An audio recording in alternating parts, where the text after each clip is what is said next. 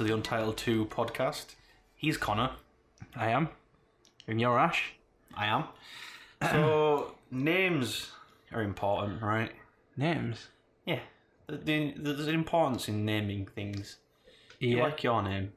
No, I think it looks ugly. Looks ugly. Yeah, when I try and do typography with my name, like for personal branding or something, it just because it's 2 O's and 2 N's, and it's also symmetrical, and it just looks ugly. Yeah. Also, starting a word with a C and ending it with an R, just something about that is not very pleasant. Like starting it with an A and ending it with a Y. Like a Y is the best letter to end a word on. So you should call yourself Connie. Yeah. Well. See, the thing is though, when I hear the name Connor, I think of like a little kid likes football but not like serious. It's just a passing hobby. Probably has race cars on his bed sheets. Yeah, I know what you mean. Yeah. But when I hear the name Ashley, I always think of like a 16-year-old American girl, blonde, average student, stuff like that, like the jewel of a father's eye. Yep. Never ever do I think of a 6'1", fucking narcissistic guy with a beard. Nope. But like you. Like me. But that's my name, and I want to change it so bad. I fucking hate it. Right? But my parents won't let me. They won't let you? They'll disown me if I change my name. Why? Because they gave it to me and they see it as an insult if I want to change it. And I was like, well, you shouldn't give me a shit name. That's so stupid. Like, I want to change my middle name. My mum doesn't want me to do that, but she actually has a decent reason for not wanting me to. Like, my middle name's Patrick. Were you named after, like, a grandfather or something? No. I was named after her mum. Patricia. Oh, okay. You were named after a relative. Yeah, I'm lucky I was born a guy, because if I was born a girl, I would be called Patricia. You see, Ashley, I'm the first person in my family to be called Ashley. I don't even like saying the name is that bad. So, like, the only reason she called me it was because there's a fucking painter from England that she likes with the same name. I googled this shit, mate. It's crap. He does watercolours of, like, landscapes.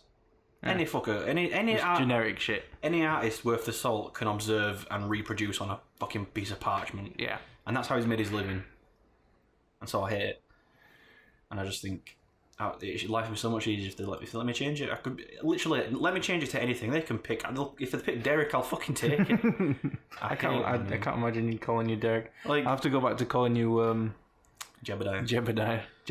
Even Jebediah's better than my name, because once upon a time, right? Like maybe when I was born, it was more unisex, but now it's just dominated by women. Yeah. Right? And to prove my fucking point, we went to Asda the other day, right, to get our Christmas shopping done early. Right. And this guy... in Asda? Like Christmas food shopping? Yeah, food shopping. Yeah. And this guy must have been like in his 50s, something like that, was shouting Ashley, right?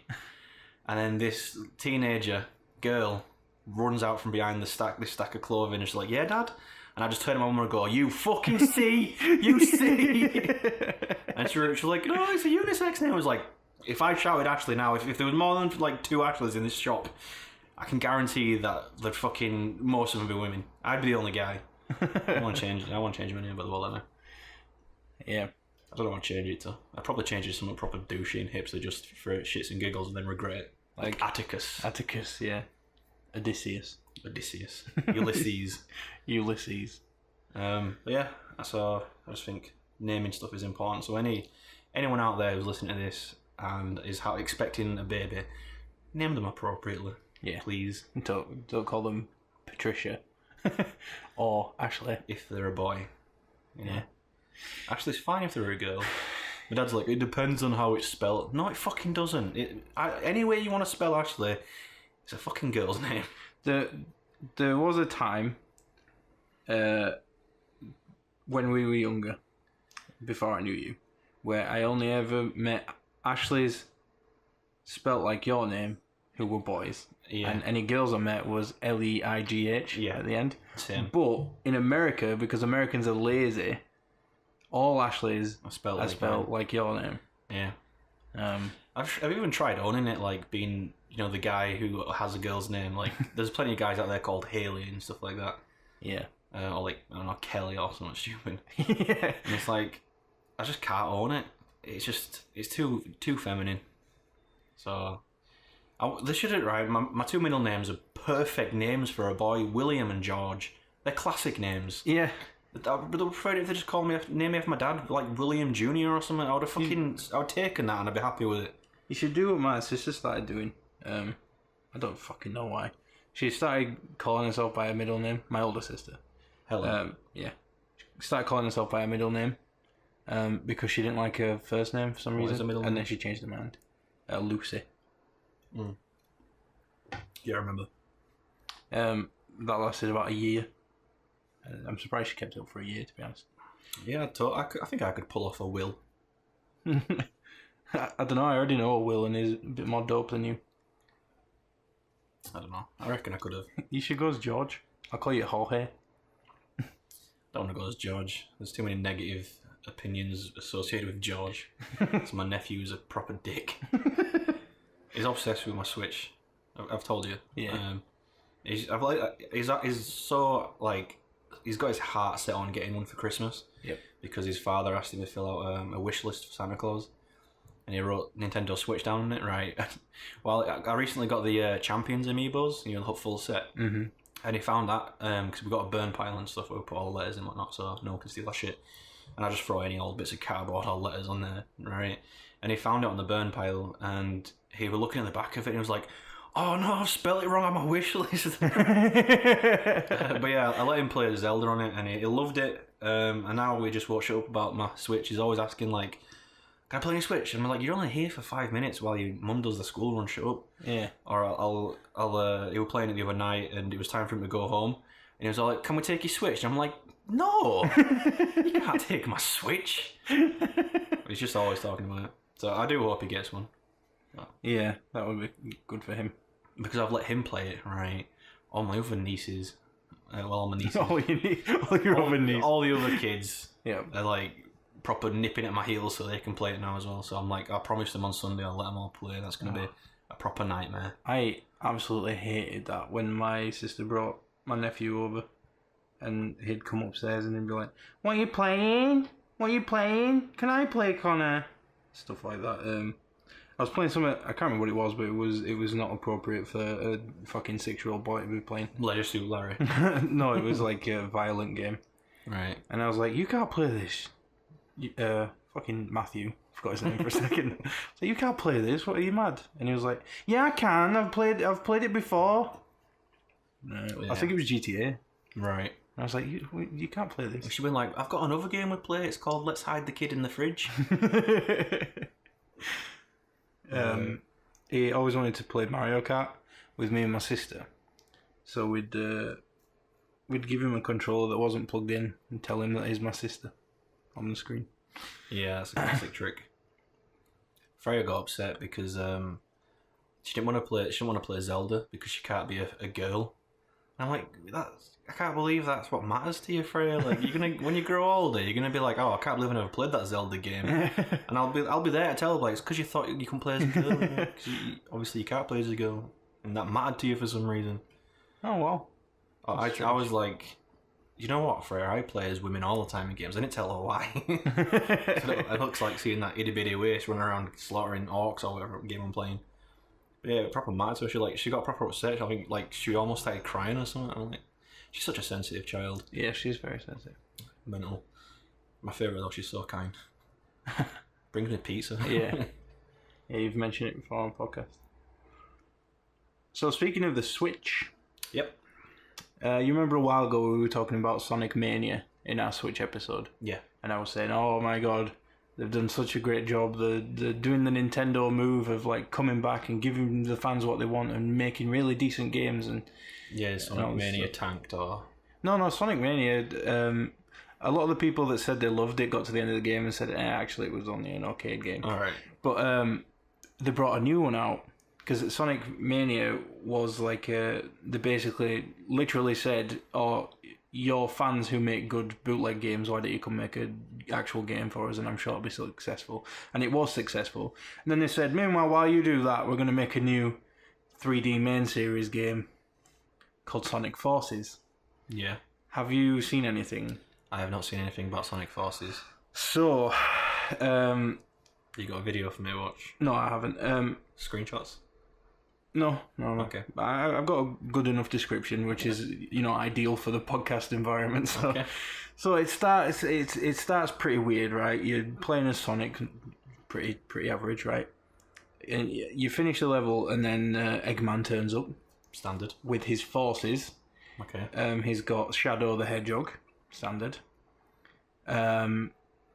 Some guy that looks like a devil. I think he might be from Sonic Boom, but I don't know. Potentially another villain. Oh yeah, Chaos, Metal Sonic, who are all villains from other games, and then this new villain who is just like a red texture that glows, just his entire body. Seems pretty cheap. Yeah, like eventually further in the game, he's got like armor, and the armor's cracked, and you can see his eye through it and stuff like that. It's just really cringy, edgy shit. And these are Eggman's forces, and they kick Sonic's ass, and Sonic gets captured. Mm-hmm. And then the story skips ahead a few months, and all Sonic's friends have started a rebellion.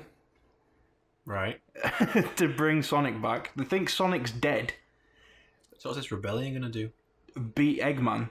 Eggman has military forces positioned around the world, like it's like straight up military shit. Okay. And the rebellion is all like people coming together to try and fight Eggman and save the day and stuff. And there are 3 characters you can play as. Sonic, who obviously eventually breaks out and you can play as him. Old Sonic, who's like a small, chubbier version of Sonic from the original games, which is a thing they brought around in Sonic Generations, where you could play as new Sonic or old Sonic. He jumps through a rift in the time-space continuum and saves Tails from getting killed. And the 3rd character is your own OC. Yeah, I remember hearing about this. They finally did it. They finally made a Yiffy generator. You see, right? It sounds okay with how Eggman's got is like pretty much fucking the world over, and there's a small rebel alliance. It's not as but gritty as it sounds. Yeah, because it's Sonic, it's probably going to be so bad. It's literally. Well, you know how I was saying, like, in Nintendo, it feels like the fans are playing the games. Yeah. That making the games now. And that's a good thing. Well, with Sonic Forces, it feels like the fans are making the games, but the wrong fans. The cringy fan fiction fans, the deviant art. Let's not sugarcoat it, the autistic Sonic so this whole game is like some big, long fan fiction where they've just completely ripped turn the Sonic world on its head, turning like Eggman's always been silly and they've treated it as silly, but now he's got forces, he's got an army, we're at war. There's actual NPCs who talk to you in the game who are just called Soldier, and it's like a squirrel with a helmet on and shit like that. It's crazy. And you can make your own characters, but from what I've seen, all the like clothing items you can get and all the like colours that your character can be, none of it looks cool. All of it looks like an artist drew it and posted it on DeviantArt. Yeah. Like bright yellow chainmail with purple underwear and shit like that. It's just so weird. It always irks me when a developer chooses to show off the quirky side of their character creators and stuff like that. Yeah. Like, Saints Row did stuff like that as well. And like, I mean, obviously I'm not a fan of anything above Saints Row 2. Saints Row 1 and 2 were amazing. Because it was slightly comedic, but it was also still very, serious. Yeah. And then 3 comes out and it just flips quirky up to like 11. Yeah. And I didn't like it. They just focus on how quirky everything is, like giving you a big floppy dildo as a weapon. Yeah. And it's kind of like, oh, look at us guys, we do like 12-year-old fucking internet humour, well, look at us. And it's just, it ruined it for me. And then it got even more ridiculous. He ended up being the president of the fucking United States. Yeah, and then aliens got involved, and then it turned out the world was destroyed and you were just in a simulation of the world. And then there's Get Out of Hell. Apparently, there's all demons and shit. With Get Out of Hell, when Gat gets out of hell, he splits the timeline or something like that, dimension, and so Agents of Mayhem that came out recently, and it just fucking tanked. Yeah. That was set in an alternate timeline after Gat got off. You know? Right. Okay. Yeah, that game, it looked alright. I thought it was a bit weird how it was basically like a hero shooter. Yeah. It was it was very hard to explain. It's like a MOBA, like, hack and slash type game. And I thought like it'd be really fun playing it with your friend online. Yeah. But it was a purely single player game. I was like, that was weird. What? Yeah. That's so weird. Did you ever see any footage from it? No. I saw like adverts. It looks like it'd been amazing if it was like up to 8 players or something like that, or 4 players online, but it was purely single player. What a weird thing to do. I know, because like you go through all the levels once, and you go through them again and get more XP and continue leveling up and stuff. Then you switch character and do it all again. And it's like doing that by yourself is a fucking chore, boring as shit. Doing it with your mates, you don't care if you're doing it over and over again, because you're having a laugh and whatnot. That's so weird. Why would you make a game purely around grinding? Exactly, it's why like Call of Duty and like obviously Battlefront games and all that were pretty fun, because you could play them with friends. Yeah, imagine doing that on your own, just playing against bots on 4 different maps. Yeah, imagine playing Call of Duty, running through the same very small map, just shooting the same NPCs over and over again. It'd be boring. Yeah, as soon as you add people online, it becomes fun. You don't care if it's the same map, you've been there like 500 times before. Weird. Yeah. So yeah, the Sonic Forces is just basically a Persona creator. It's goofy as shit. So obviously I haven't bought this game. I'd just like to clarify that. Yeah. Is it out? Yeah, it came out a week ago or something like that. Well, not for us, like 3 weeks ago when the podcast comes up. But yeah, I saw it on Game Grumps. Yeah. Yeah. They don't like it. No, well, they're playing it because Aaron famously hates Sonic. And it's the perfect game for them to play, I think. So this is, I don't know how to get onto this, but I've been a fan of Game Grumps for I don't know how long, like 3 or 4 years, something like that. I think I got into it like halfway through Danny's first year of doing it. I never saw any. Well, I think I saw some of the JonTron stuff, and I was like, "This is stupid," and then didn't watch it. I never really liked them. It's not that I didn't like them. I just never really gave them the time of day. When you were getting into Game Grumps, I just sacked off watching people play games on YouTube. I got over the whole Let's Play fucking shit, and so I just never gave it the time of day. But I think it was this year. I think I started like opening up to them, and quite enjoy. I haven't been watching like every episode or anything like that. Mm-hmm. If I'm bored and like it suggests like Game Grumps is playing this or whatever, I'll watch it. Yeah. And they're funny guys. So for the it was that animated anniversary special or whatever you sent me. Oh, that was really good. That was amazing. I loved that. That was great. So yeah, for like the past 3 years, I watched every episode on the day that it came out.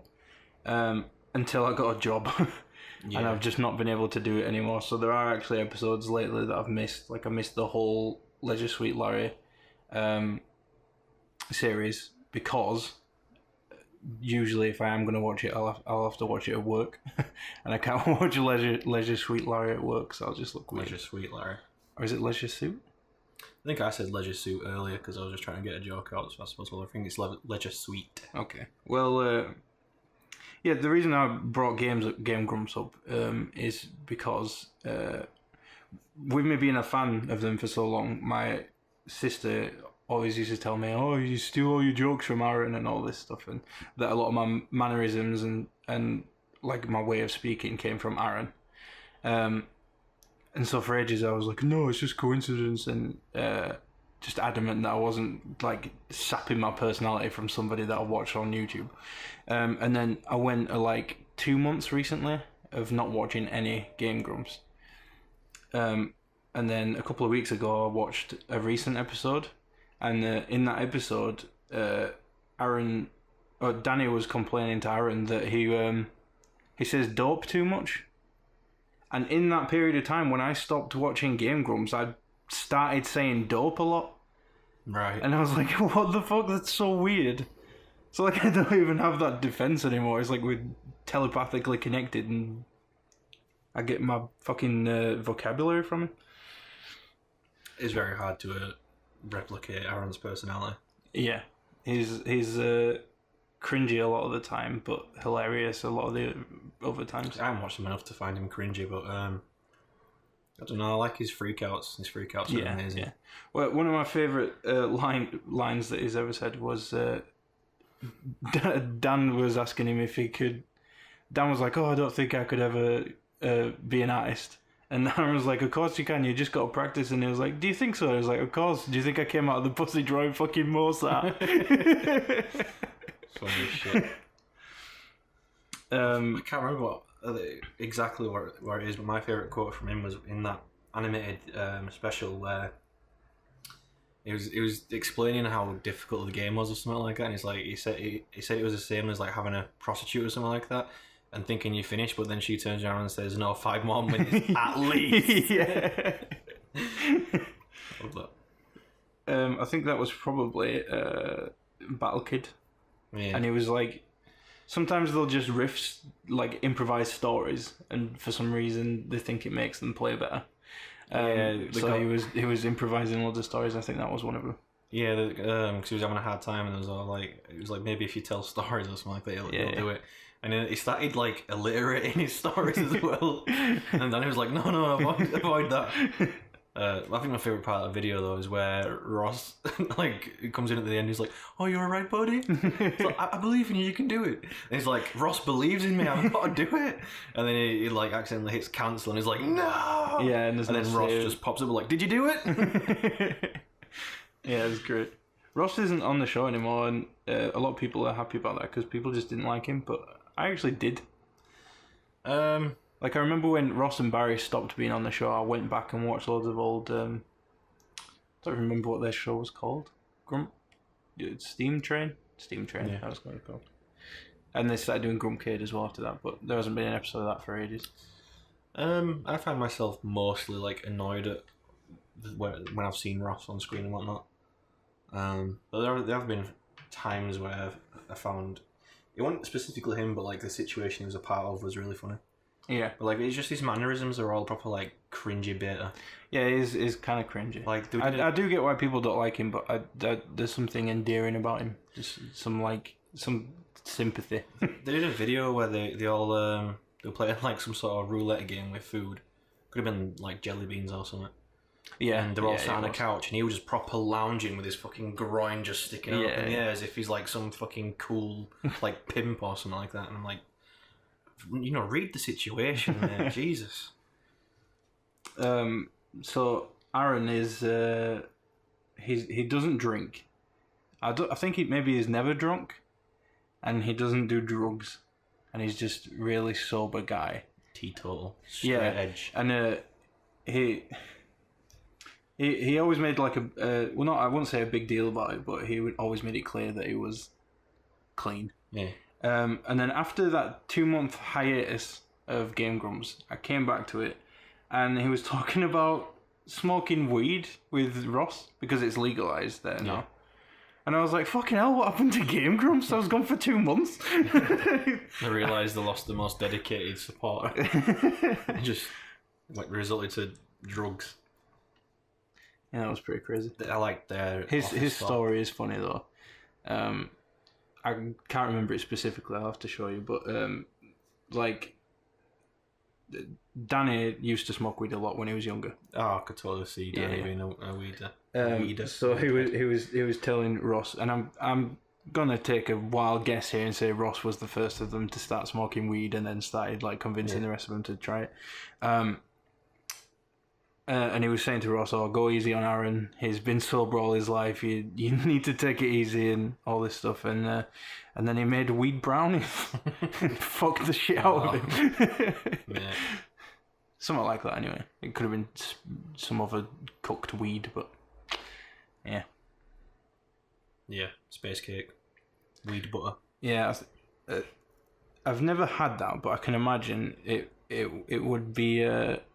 The fact that it's food and it gets you high would be a problem. Because you'd eat one, get high, get the munchies, eat another, get higher, get even more munchies, and just keep going until you're just fucking white. Yeah, I also should imagine the potency of the weed, differs depending on what you've cooked it into. Yeah. Because, like, obviously fat is where everything travels, the flavours through fat and whatnot. Mm-hmm. So I should imagine if you cooked it into, like, a fucking fudgy peanut butter chocolate cake or something like that, there's so much fat in that, I bet it can carry that really well. Whereas if you cooked it into, like, a vegan, biscuit or something like that, made out entirely out of cauliflower and avocado. Oh, no, avocado's fatty in it, so maybe avocado would work. Yeah, like, if a vegan cookie is made entirely out of, like, cabbage or something, it probably won't travel very well. Yeah. You can get those, you can get weed gummy bears, can't you? Can you? I'm pretty sure you can. It's a novel idea. Yeah. I wonder how high you can get off a single gummy bear. I don't know. You can also, I've seen a bunch of recipes online for, like, cooking with weed. I think there's, like, a million cookbooks now as well for that. Yeah. And one of them was for making your own weed butter, and it was just as simple as, like, warming your butter up and throwing a pan and, like, sweating off all your weed stems and whatnot into the butter. And then I forgot what they added to it to, like, re-emulsify it to make it solid again when it cooled down, instead of just being an ugly pool of crap. Yeah. But yeah, and the butter was all, like, green and shit. Oh, weird. And I was like, that's cool and all, but, like, you gotta be, like, proper dedicated to the weed life to want to be, like, every time you make toast, rubbing weed all over it. And, it's fucking mental. That's such a weird thing, though. Like, space cake and weed brownies and all this sort of shit. That makes sense, right? You're having guests over, you're going to have a party, you'll make party food with weed in it. But you're not going to make butter and be like, okay, should we get the party toast out? Yeah. I don't want to stack a toast. Fucking... I suppose you could put it on pancakes. That's not even the funnest, like, the coolest thing to do with the tub of butter. But the best thing to do with the tub of butter is to, like, break into someone's house so you don't, like, melt it all. Take a big steamy shit in the tub of the butter tub, and then pour it all back in and let it solidify, so like the proper making sandwiches for like days. That is grim. Until it's scraped down on the shit. Oh god.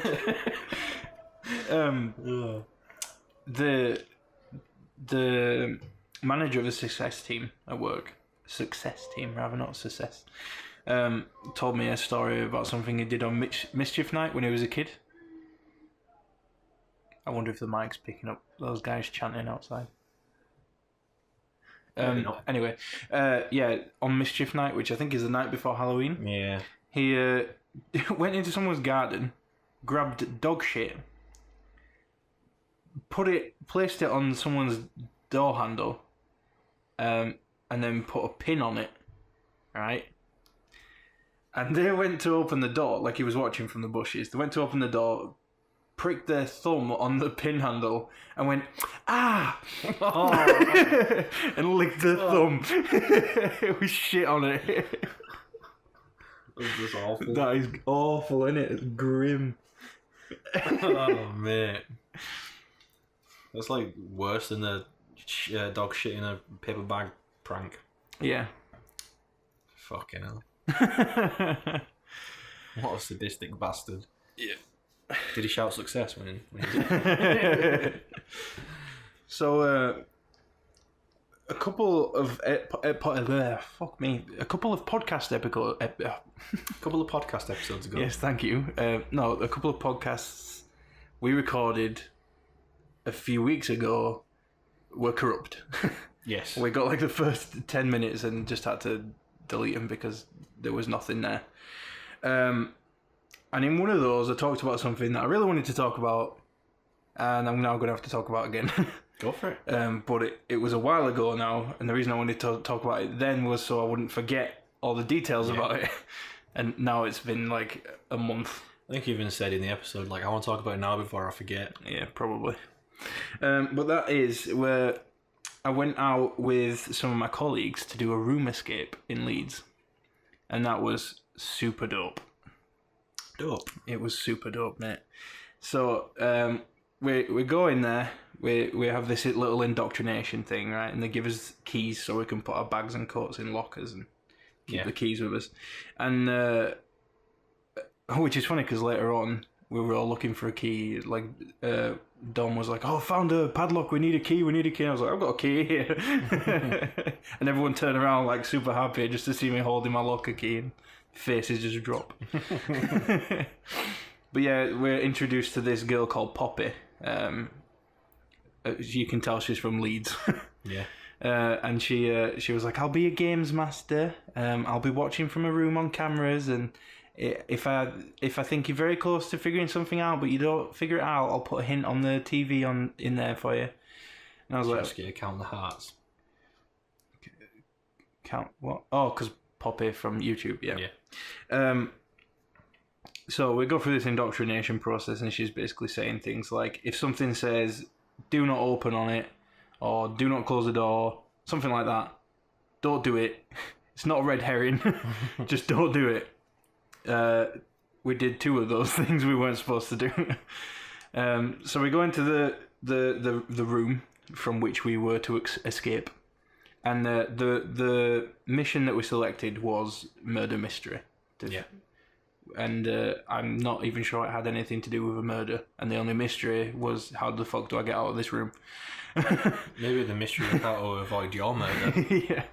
So I was expecting it to be like decorated up to the nines, like this really Victorian room, but it was essentially just an office with an old-looking bookshelf, an old-looking desk, and white painted walls. Like, they didn't even wallpaper that shit, mate. It was just plain as fuck.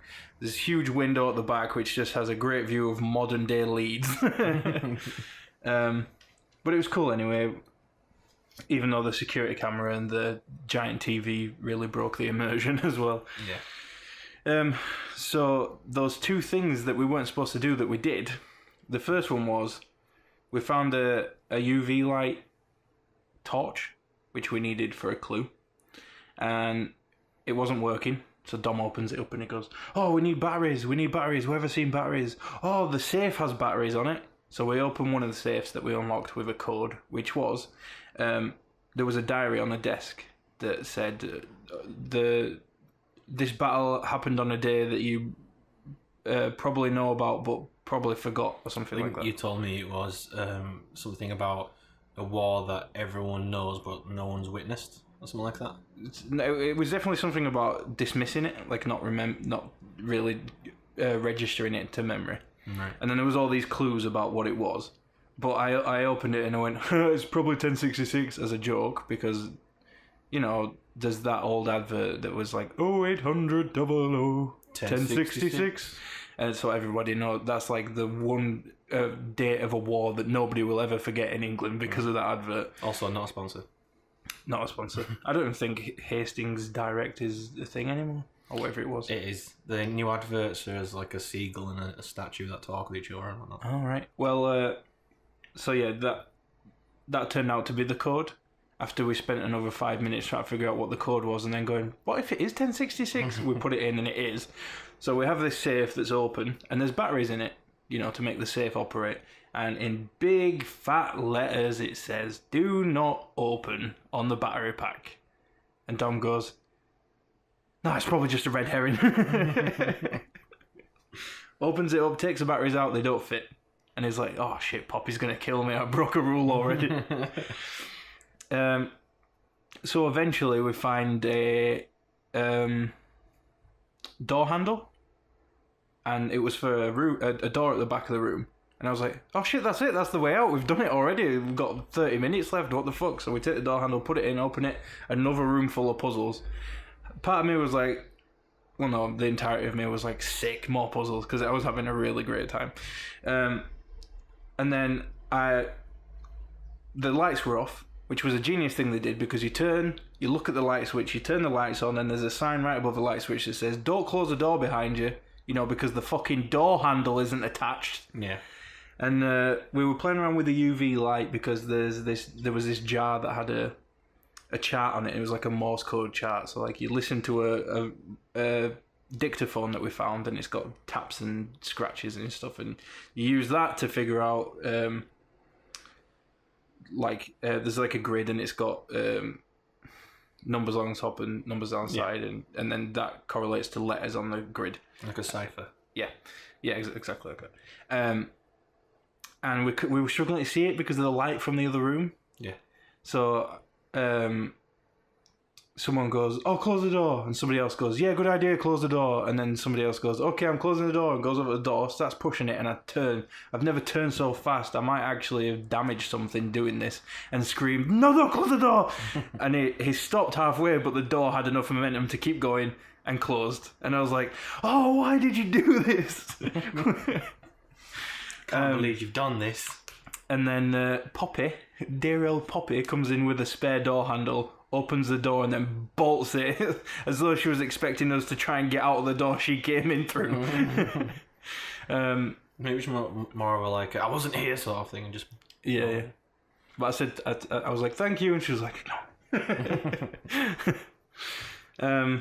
But yeah, there was some really cool puzzles in there. Like, one of them, the jar that had the cipher on it, also had a key in the middle of it, and loads of metal balls.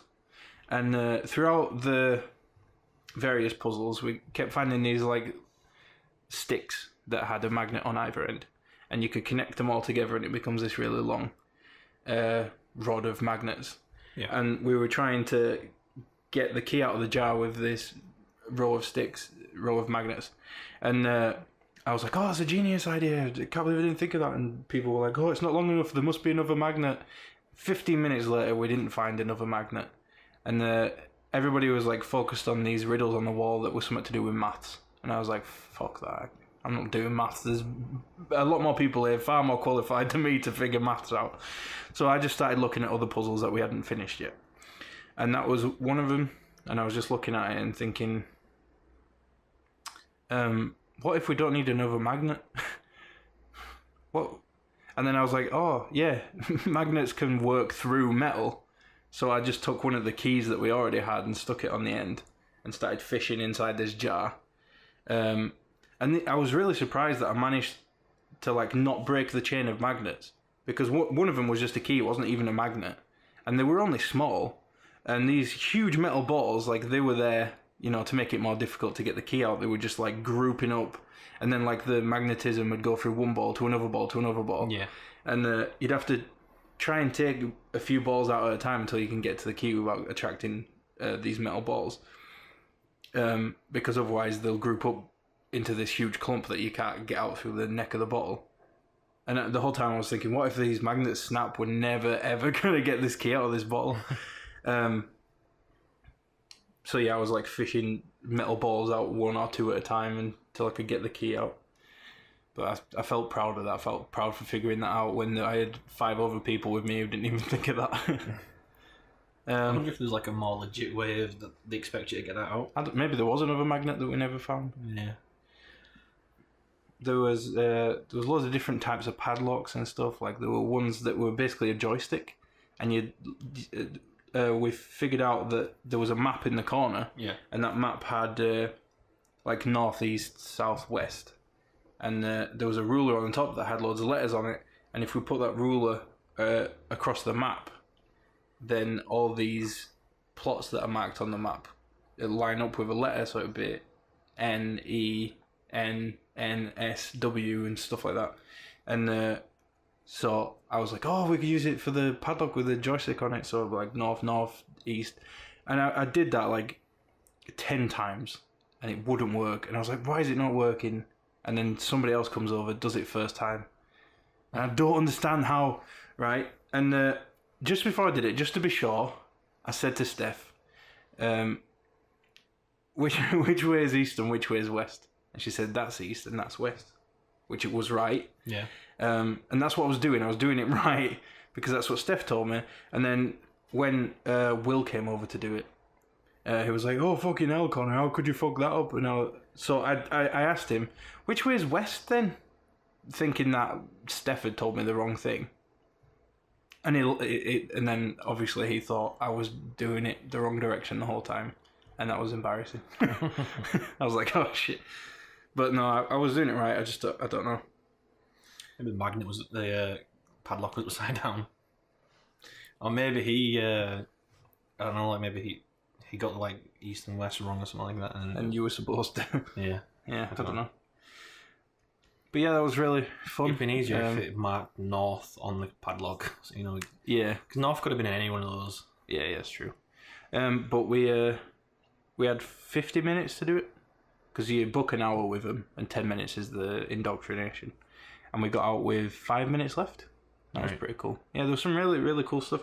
Like one of them, one of the padlocks was a 4-letter word, and we found these stools, and the stools had like white marks on the legs, and we figured out that if you stack the stools in a certain order, the 4 legs clustered together, the 4 legs of the 4 stools clustered together 4 times around the whole stack were letters. Right. And those white marks lined up when the legs were together to form letters, and then you could put the password in on the padlock. Yeah, that was a really cool, novel idea. I really, really want to do a room escape again, because that was just so much fun. I'd love to do it with you, actually. I think if it was just me and you, we could probably do a room escape without having 6 people there. Yeah. And that'd be really fun. But it was 80 quid. That's pretty steep. Yeah. And especially if they're not going to dress the fucking room up. Yeah, and especially when it only lasts an hour. Do you know what's crazy, though? They didn't dress the actual room up, but the room outside was dressed to the nines, mate. It was ridiculous. It had all these, like, steampunk style and, like, rusty cogs on the walls. And maybe that's where all the funding went. Even the lockers where you keep your shit, they were all, like, matched to the style of the room. And then you go into an actual room escape, and it's just a fucking office with some old furniture and a rug. That's a bit weird. It might have opened up earlier, something like that. Yeah. Is it a new establishment? I don't know. I'm not going to say which one it is, though, because I just gave away some answers, and I don't... Yeah, you don't want people to... Well, I don't... It's not that I don't want people to cheat, it's that I don't want to spoil it for some people, because it is a really fun experience. So I have a story, which... Something that happened to me a while ago, which I've never told on the podcast. Okay. And it's hilarious. Do I know this story? You do know this story. And... you might be shocked that I want to share this on the podcast, but I really do. It is honestly one of the most hilarious things that's... Maybe I just find it funny. I don't know. So anyway, I was cutting my own hair in the bathroom. And I do it in the bathroom because it's easier to clean the hair up in the bathroom. Yeah. I'd like to keep the same outfit on once I'm done. We don't have a... This sounds weird, but we don't have one of those apron things that you put on at the barbers. Yeah. So I don't want to get hair all over my clothes. And then, like, just... Generally, I don't want having hair on my clothes. And also, I hate that, you know, when you go to the barbers and they fuck up the apron and you've got hair down the back of your shirt and it's just itching you all day. I hate that. So what I like to do is I take my clothes off, cut my hair, shave my beard, and then jump in the shower. And then I can shower all the hair off me. And then I can get out and put the same outfit back on. Yeah. So I did that. I shaved, jumped in the shower, and then went to get the Hoover. Naked. Yes, walking through the house. So there's no plug, obviously, in the bathroom for me to plug the Hoover in. So I go into the bedroom. And I plug the Hoover in, and I hear it turn on in the hallway, because obviously I just unplugged it last time and didn't actually turn it off. So it's in the doorway to the bathroom. Yeah. So I step over it to get into the bathroom, and as I'm doing that, I pick up the nozzle, the hose thing. Yeah. And as I bring that up towards, you know, like, I don't know, bend my arm upwards, bring it up to chest height, you know, ready myself for a ghost busting. I just hear this.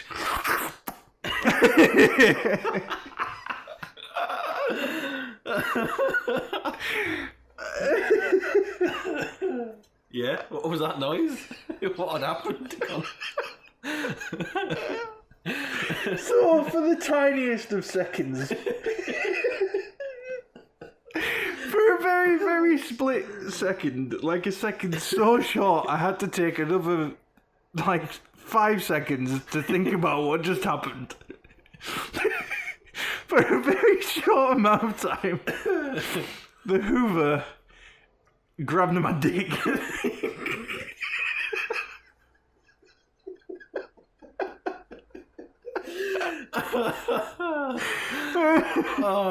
I'm laughing, right, but I'm also upset because I don't think mine's got the length to do that.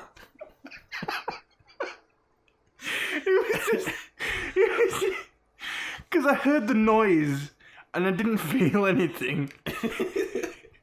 And then a few seconds later I was like, oh wait, I did feel something. Oh shit, why did I feel something on my penis? What noise? Did you scream or like did you make any noises? I went, ugh. And then burst into laughter. I turned the Hoover off and dropped the thing and just like was laughing in the hallway, like leaning on the wall for support. I was laughing so much. And my girlfriend was in the living room, and you can actually see from the couch where she was sitting, you can see me. And I'm just in tears, and I'm like, did you see what just happened to me? And she was like, no. And I was like, the fucking Hoover just raped me. Oh mate.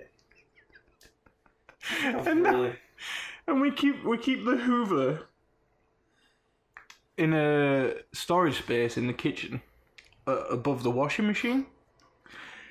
And this particular brand of Hoover has put faces on all their Hoovers. And we have a Henry the Hoover. And whenever I go into the storage to get like a carrier bag or something, if I'm going to Tesco, he's just sat there smiling at me. You've had to show on a puppet where Henry touched it. I don't think I've got any like inappropriate genital touching stories to top that. It was such a bizarre sensation because it was like slightly numb. Like, I don't get how people find that pleasurable, but then again, I didn't have a boner. So. Oh, you mean people who stick their penises in vacuums? Yeah, people who genuinely do it, not people who accidentally get raped by a Hoover when trying to hoover the beard hair off the fucking bathroom floor. It was genuinely, there was a...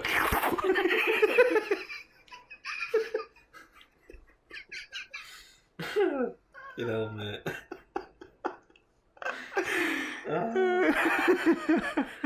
Oh, I wish I could, like, just be a fly on the wall at that moment, just to see your face the moment it connects.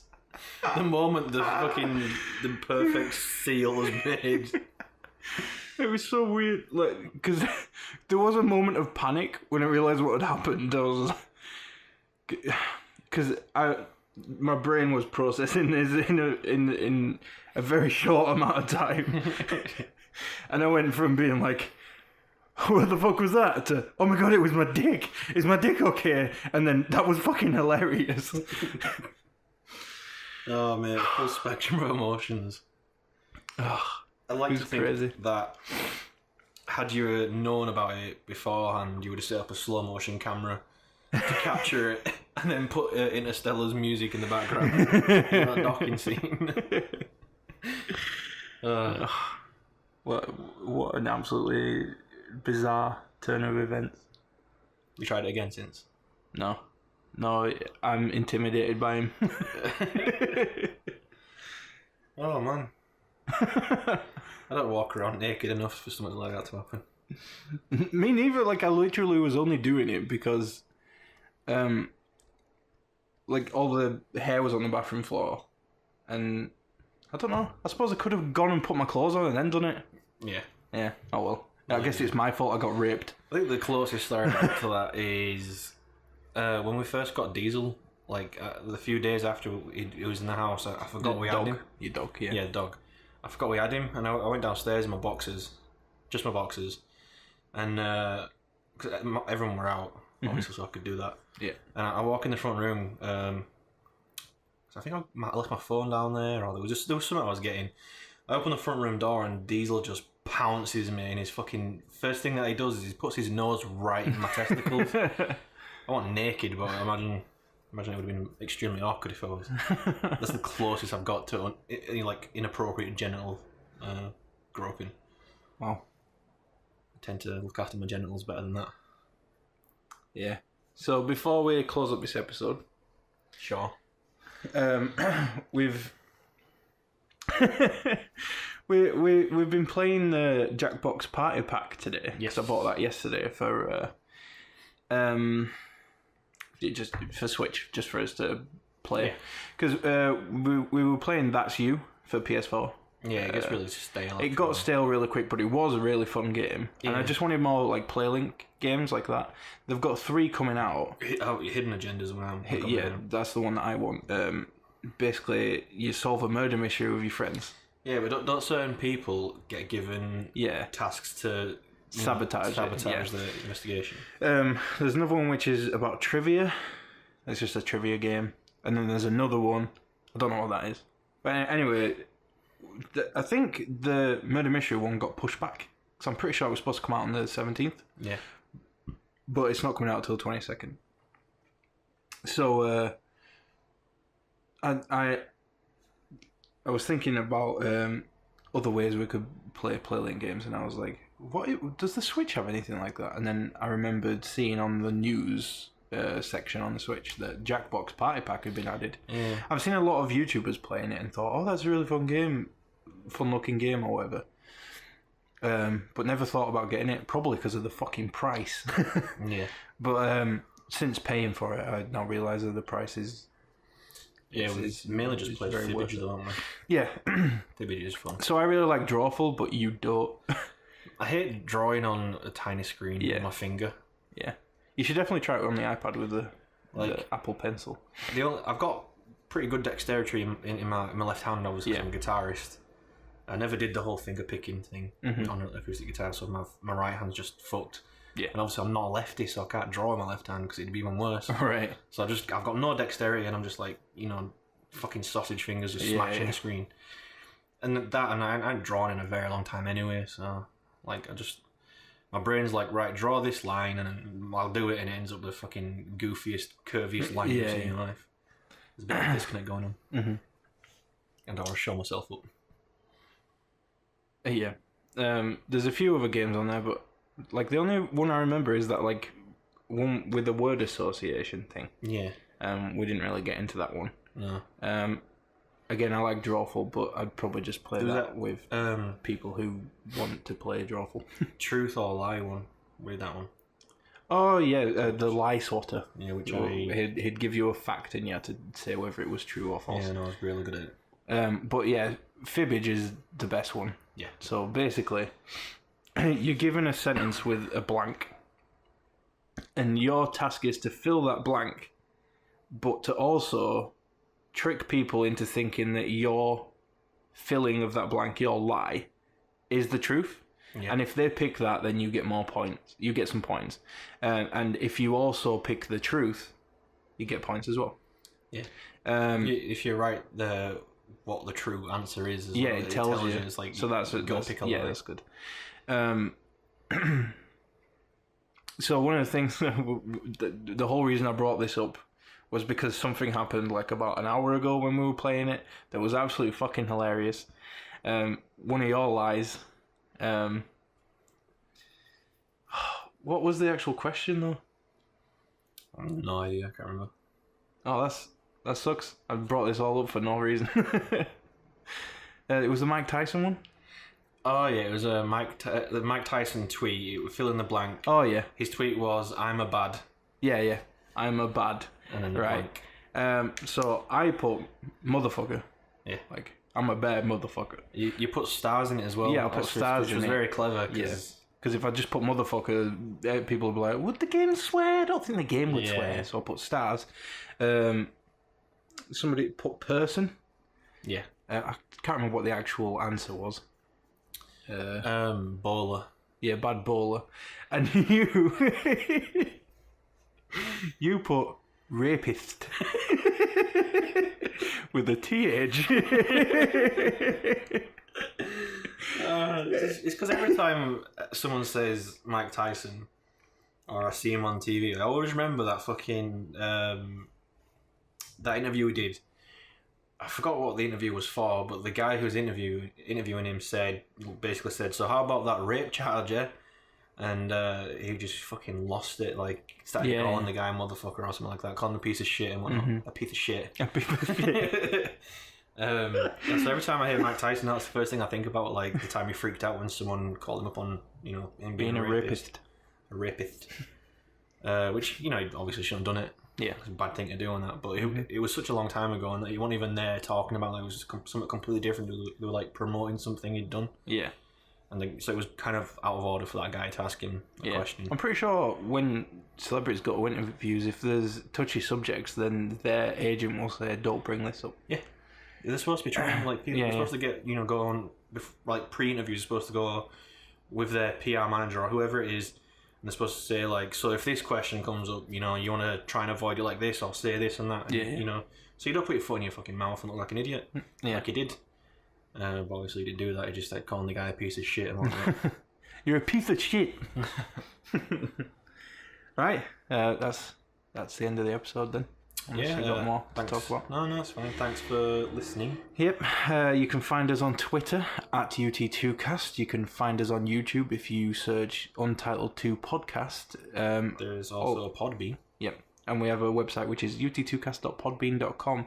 I will say though, if you want to get our podcast as soon as possible, you do want to use the website. We're also on iTunes now. Oh, yeah. Untitled 2 Podcast. That's through the website, the feed that we get through the website. So either get our episodes on the website or on iTunes, and you'll get them as soon as. But if you want the YouTube versions, I'm afraid that you'll likely end up waiting a day or 2 days, because my internet is shocking, and the podcast files are obviously quite large, especially when made into videos. So occasionally I'll get away of, I'm just talking about this for too long, but sometimes it will be late and sometimes it won't be, but there you go. Thanks for listening. Yeah, really appreciate that. See you in the next episode. Goodbye.